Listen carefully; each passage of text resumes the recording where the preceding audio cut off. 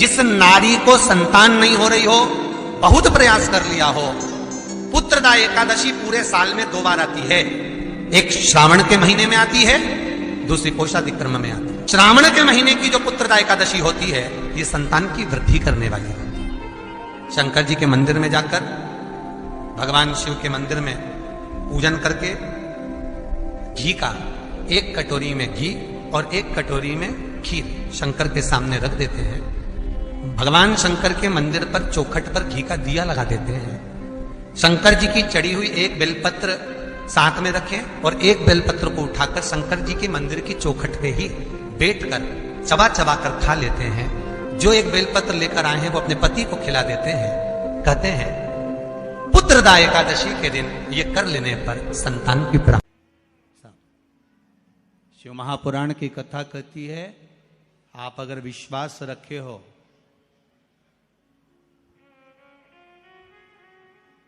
सफेद आंकड़े की जड़, जिस नारी का संतान नहीं हो, गर्भ नहीं ठहरा हो, सफेद आंकड़े की जड़, जिस देव अधिदेव महादेव की कथा जिस तुम्बरुका जी ने श्रवण कराई है, शंकर भगवान जिनके सामने बैठकर शिव पुराण की कथा सुन रहे हैं, उन तुमरुका जी का नाम लेकर शिवलिंग पे से 21 बार घुमाकर मंदिर में ही कमर पर 7वें दिन रजस्वला धर्म के जो बांध लेता है और 1 पीपल का पत्ता अवधूतेश्वर महादेव का नाम लेकर शंकर पर चढ़ाकर उसको गाय के दूध में उकाल कर रात्रि को दोनों पति पत्नी अगर पीकर सोते हैं, 3 महीने में भगवान भोलेनाथ उसकी गोद भर देते हैं। ये शिव तत्व। शंकर देता जरूर है। माता अंजना के यहां स्वयं शिव महापुराण की कथा कहती है, स्वयं शास्त्र वर्णन करता है, माता अंजना माता के गर्भ से संतान नहीं हुई। 42 वर्ष की माता अंजना हो गई थी और 42 वर्ष की होने के बाद भी माता अंजना के गर्भ से संतान नहीं थी। जब संतान नहीं हुई तब बार बार निवेदन करा महाराज केसरी से, तब नहीं संतान हुई तब अपने पिता से जाकर निवेदन करा। पिताजी गौतम बाबा से निवेदन करती है माता अंजना कि मेरे गर्भ से संतान नहीं, मुझे औलाद नहीं, क्या करूं? तब गौतम बाबा ने कहा एक पार्थिव शिवलिंग का निर्माण करो, मिट्टी का शिवलिंग बनाओ, उसकी पूजन करो। और माता अंजना उस मिट्टी के शिवलिंग के पूजन में ऐसी लीन हो गई कि मिट्टी का शिवलिंग का निर्माण करती, पूजन करती। एक बार देवाधिदेव महादेव ने कह दिया, जाओ पार्वती जरा जाकर पूछो कि अंजना को चाहिए क्या, अंजना माता को चाहिए क्या। अच्छा, सारे देवताओं को सबसे ज्यादा टेंशन देवाधिदेव महादेव से रहता है, क्योंकि ये बिना सोचे बिना समझे किसको क्या दिया है कोई भरोसा ही नहीं होता। एक बार तो ब्रह्मा जी ने खुद ने कह दिया, साहब हमको तो इस्तीफा दे दो, हमको नौकरी करना ही नहीं बैकुंठ में बिल्कुल भी। तो भगवान विष्णु ने पूछा हुआ क्या? बस प्रभु, राजा श्वेत की अंतिम समय, प्राण छूटने का दिन, उसको यमराज लेने के लिए गए और देवाधिदेव महादेव वहां खड़े हो गए और क्या कहे, लेके मत चले जाना, उसकी अंतिम सांस, और क्या कहे, लेके मत जाना। और मेरा बेटा जब लाने लगा तो उसके प्राणों को हर लिया, यमराज ही मर गया। फिर मेरी पोती गई मृत्यु देवी, उससे कहा उठा ला राजा श्वेत को। वो राजा श्वेत को जैसे ही मृत्यु देवी ने फांस डाली, भगवान शंकर ने उसको भी मार दिया। अब बताओ, सूर्य नारायण भगवान बोले कि मेरा बेटा भी मर गया, मेरी पोती भी मर गई, अब बताओ क्या करें? तो भगवान ब्रह्मा जी ने शंकर जी से जाकर कहा, भोलेनाथ ये आपकी आदत बहुत गलत है, जब इसको मरना था तो आपने क्यों बचाया? शंकर जी बोले मेरे मंदिर में बैठा था, जगह तो देखो कि कहां बैठा है।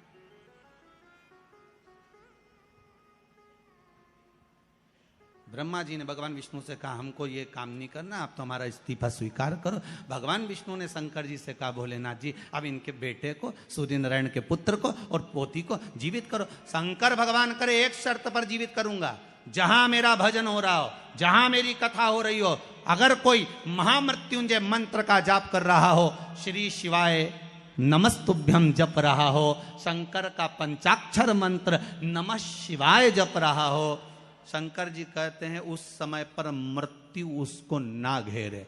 तो इतने में सूर्य नारायण भगवान कहते हैं शपथ लेता हूं, संकल्प लेता हूं, जहां आपका नाम होगा, अगर पृथ्वी पर कोई मरने का भी समय आ गया तो पहले आपसे पूछा जाएगा उठा ले।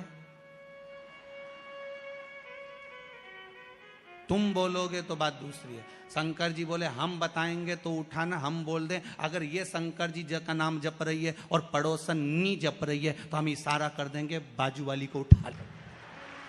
तुम टेंशन मत लेना, तुम तो शिव जपो। अब क्या सोचना, अब सोचो क्या। इसलिए शिव का धीमा बजाओ भोलानाथ डमरू। एक बात का और स्मरण रहे, खाने के लिए जो बेलपत्र हम जी जी भगवान हम जो बेलपत्र खाते हैं भगवान शंकर पर चढ़ी हुई, वो 3 की बनी हुई, एक बेलपत्र वाली नहीं खाना। कई बेलपत्र आपने देखा होगा कि 3 की एक वाली भी रहती है कि वो तीनों एक जैसी रहती है, इस तरह से दिखने लगती है। वो देखिए आप लोगों ने 3 की एक दिखती है, वैसी नहीं। बेलपत्र जो 3 पत्ते की होती है, फिर अच्छे से समझ लेना, जो 3 पत्ते की बेलपत्र होती है उसी बेलपत्र को शिवजी पर चढ़ाकर उसी बेलपत्र का सेवन करना चाहिए। और एक बात और अच्छे से समझ लो, अगर बेलपत्र खाने से मुख में छार आ रहा हो, जीवान क्षारित हो रही हो या छाले पड़ रहे हो, किसी किसी को सहन हो पाता है, नहीं हो पाता, तो हफ्ते में 2 हफ्ते में एक बार पा सकते हैं।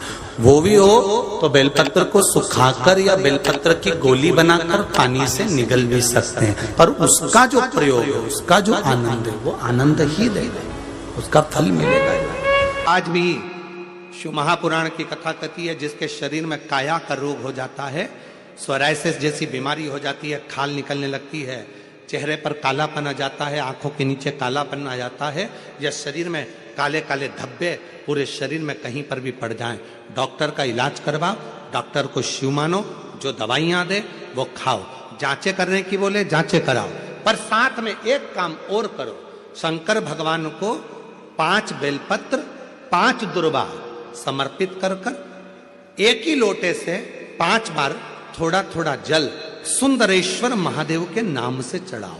कौन से महादेव? सुंदरेश्वर महादेव।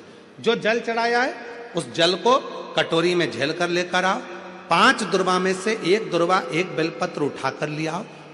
बेलपत्री को सुबह के समय खा लो, दुर्वा को प्रदोष काल में खा लो, और वो पानी को पूरे शरीर पर 5 बार लगाना चालू कर दो। शरीर में कितना भी अगर कालापन आ रहा होगा, छट्टे पड़े होंगे, सोराइसिस जैसी बीमारी भी होगी, तो लगभग 1.5 महीने के अंदर पूरा काया ठीक होना प्रारंभ हो जाएगी। सुंदरेश्वर महादेव का इतना महत्व, इतना महत्व। कौन से महादेव? सुंदरेश्वर महादेव। शिव का प्रतिबिंब स्वरूप देखा मीनाक्षी ने, शंकर भगवान का स्वरूप देखा। राजा मलय ध्वज को मालूम पड़ा और राजा मलय ध्वज ने हाथ जोड़कर सुंदरेश्वर महादेव के साथ में मीनाक्षी देवी का मंगल विवाह कर दिया। जब सुंदरेश्वर महादेव के पास में मीनाक्षी जी आई तो शिव जी ने कहा, ए मीनाक्षी, याद करो तुम पार्वती हो, मेरे करीब में बैठकर मेरे त्रिगुणाकार स्वरूप का वर्णन कर रही थी। तुम्हारे मन में भाव आ गया था कि त्रिगुणाकार प्रभु के लिए मैं भी त्रिगुणाकार कोई स्वरूप धारण करूं, इसलिए तुम्हारा जन्म मलय ध्वज के घर में हुआ और तुम्हारे 3 स्तन हुए।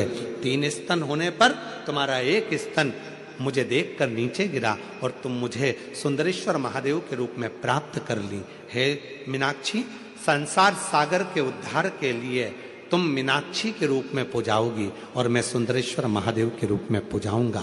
तमिलनाडु का वो पवित्र मदुरई का मीनाक्षी मंदिर आज भी 7 अजूबों में एक अजूबा है, जहां मीनाक्षी देवी और सुंदरेश्वर महादेव का पूजन होता है, जहां दुनिया के लोग दर्शन करने के लिए जाते हैं, आज भी दर्शन के लिए पहुंचते।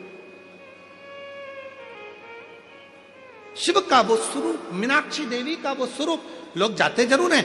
कहां गए थे? मदुरई गए थे। कहां गए थे? तमिलनाडु में मदुरई में मीनाक्षी मंदिर गए थे दर्शन करने का। इतना बड़ा मंदिर, 7 अजूबों में एक मंदिर। कभी मदुरई के उस मीनाक्षी मंदिर का इतिहास थोड़ा तो स्मरण में लाओ कि आखिर मीनाक्षी देवी थी कौन, सुंदरेश्वर महादेव थे कौन, क्यों प्रकट हुए, क्या कारण बन गया था कि माता मीनाक्षी के 3 स्तन हो गए थे। कारण क्या बन गया था?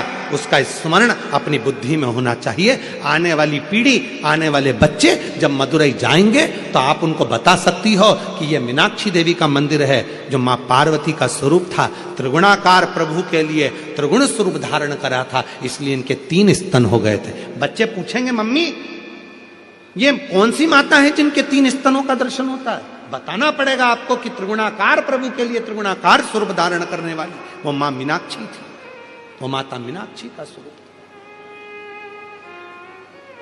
त्रिगुणाकार प्रभु के लिए मेरी जीजियों, कभी कभी जिस व्यक्ति के शरीर का ताप नहीं उतर रहा, ताप मतलब बुखार, बुखार उतर ही नहीं रहा, डॉक्टर अपना काम कर रहे हैं, उनको करने दो, क्योंकि डॉक्टर शिव का रूप है। डॉक्टर दवाइयां दे रहे हैं, देने दो, डॉक्टर शंकर का रूप है। वो जांच का बोले जांच कराओ, दवाई का बोले दवाई खाओ, सब कुछ करो। उसके बाद भी अगर आधी रात को कोई डॉक्टर नहीं मिल रहा है और बहुत तेज बुखार शरीर में चढ़ गया है, बहुत तेज बुखार चढ़ गया, बहुत तेज। महाराज एक यदि बहुत तेज बुखार चढ़ गया है और उतर ही नहीं रहा और उस समय पर कोई अपने दवाई भी दे दी, सब कुछ कर लिया, पर फिर भी वो बुखार उतरने को तैयार नहीं, तो अपने ही घर में जो भी शंकर का शिवलिंग हो, जो भी शिवलिंग, उसको तुरंत एक पात्र में रख लीजिए और हाथ में 2 कटोरी में या 2 पात्र में जल ले लीजिए और भगवान शंकर का नटराज रूप का दर्शन करिए। अपनी बुद्धि में नटराज भगवान का स्मरण करो कि जो चारों तरफ नटराज जी के अग्नि है, चारों तरफ। आप लोगों ने नटराज मूर्ति का दर्शन करा है कि नहीं करा? किस किस ने करा है जरा बोलो? सबने करा है ना? नटराज भगवान के नत्य की मूर्ति में चारों तरफ अग्नि का गोला है, चारों तरफ। नटराज भगवान का, नटकेश्वर महादेव का स्मरण कर कर दोनों कटोरी में जो जल है या पात्र में जल है, उसको धीरे धीरे शंकर भगवान पर, नटराज भगवान के चारों तरफ जो ज्वाला है, अग्नि है, उसका स्मरण कर कर चढ़ा दीजिए। शिवलिंग को उठाकर वापिस अपनी जगह पर रख दीजिए।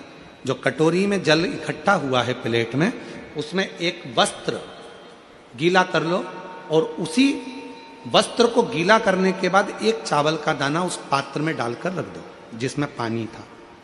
उस वस्त्र को गीला कर कर उस बच्चे के पूरे शरीर पर 3 बार, या जिसको भी बुखार हो, महिला पुरुष, उसके शरीर को 3 बार, आधे घंटे के अंदर 3 बार उसको धीरे धीरे धीरे धीरे नटराज भगवान का स्मरण कर कर, नटकेश्वर महादेव का स्मरण कर कर उसको पोंछ दीजिए।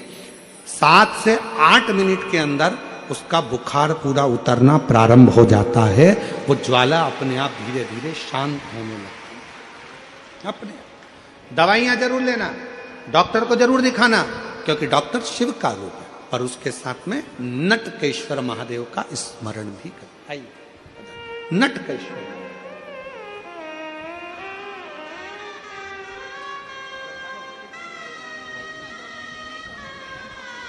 गठान हो गई थी गले में और डॉक्टर की दवाइयां बहुत समय से ले रही थी पर आराम नहीं लगा।